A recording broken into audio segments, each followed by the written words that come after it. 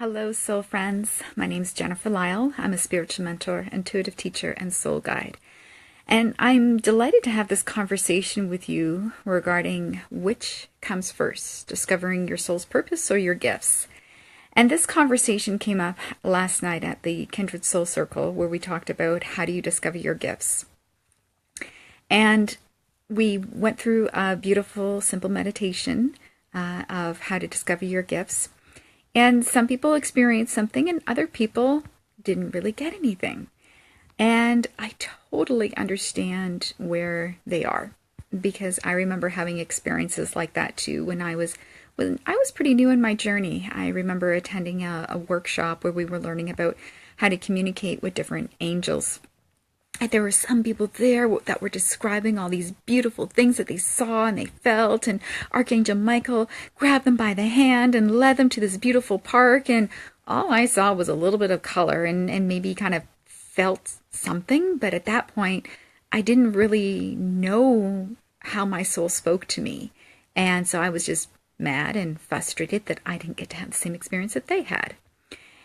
And now, having this perspective, because that was like 7 years ago, so I've worked a lot to develop my intuition.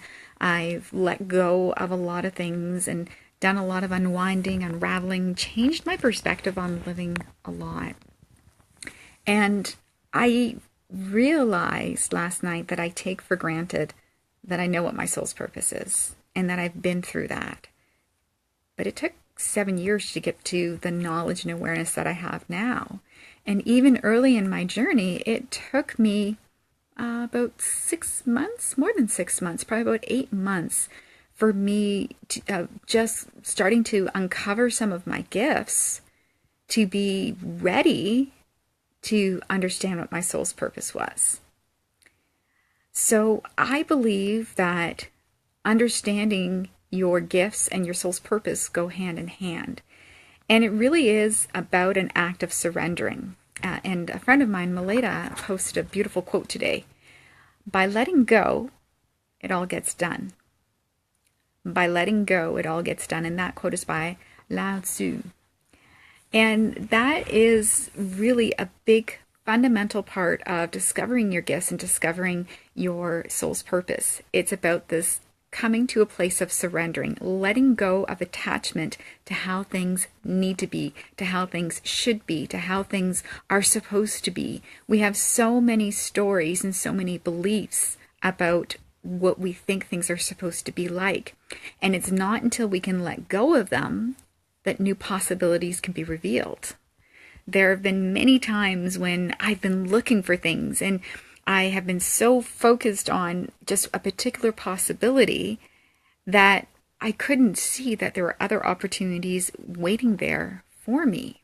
I was just so caught up in my emotion and the story I had about, it needing to be this way or that way, that I couldn't see that there was actually something way better for me waiting on the other side. So which comes first? Discovering your soul's purpose or discovering your gifts? I believe that it's easier to start to discover your gifts, and as you become proficient in your gifts and you start to connect with a deeper knowing inside of you, connecting in with your heart, connecting in with your soul, getting that ego to take a break, that is when you have this deeper inner knowing, and that's when your soul can actually be heard. So it's almost like the path of discovering some of your gifts, playing with things and really keeping it lighthearted like that, where you are exploring playfully, that is the path to looking at your soul's purpose. Now, even discovering your gifts takes a lot of unwinding and surrendering and trust. And one of the quickest ways to help with that surrendering process is my Connect to You modality. It connects your soul with your heart and your mind, and it invites the ego to take a break. So you don't have so much of this big voice saying, you can't do that, you can't do this. It actually takes you through learning how to understand the voice of your soul, how your soul speaks to you, because everybody has different dominant intuitive senses. I remember when I was starting on my journey, I wanted them all to be on full blast, but that would actually be quite overwhelming.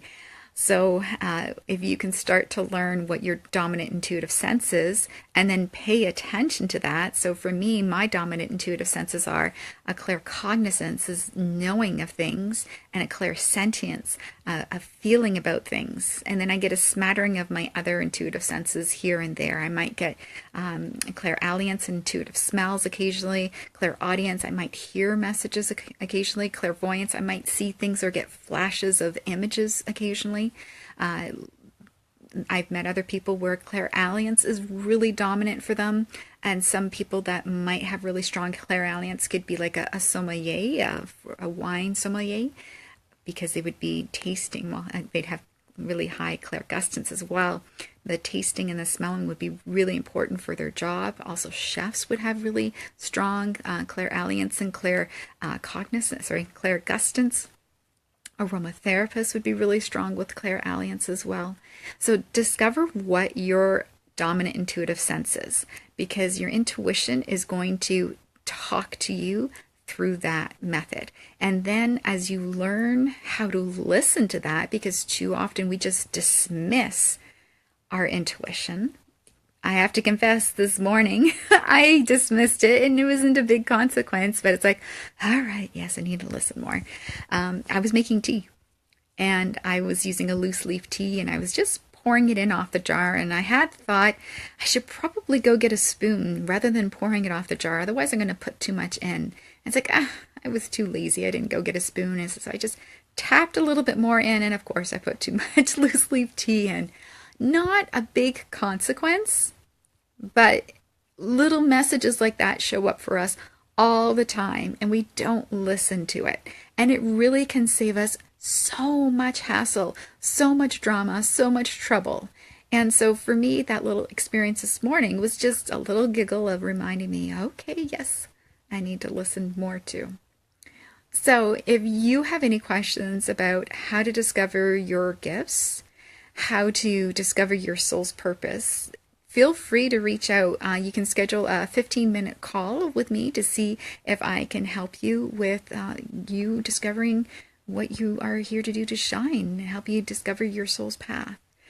I am loving these conversations, so please reach out if you have questions.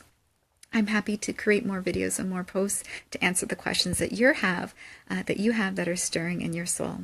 Thank you so much for listening, and you can visit my website, jlyall.com, for more information on how I might be able to serve you as well.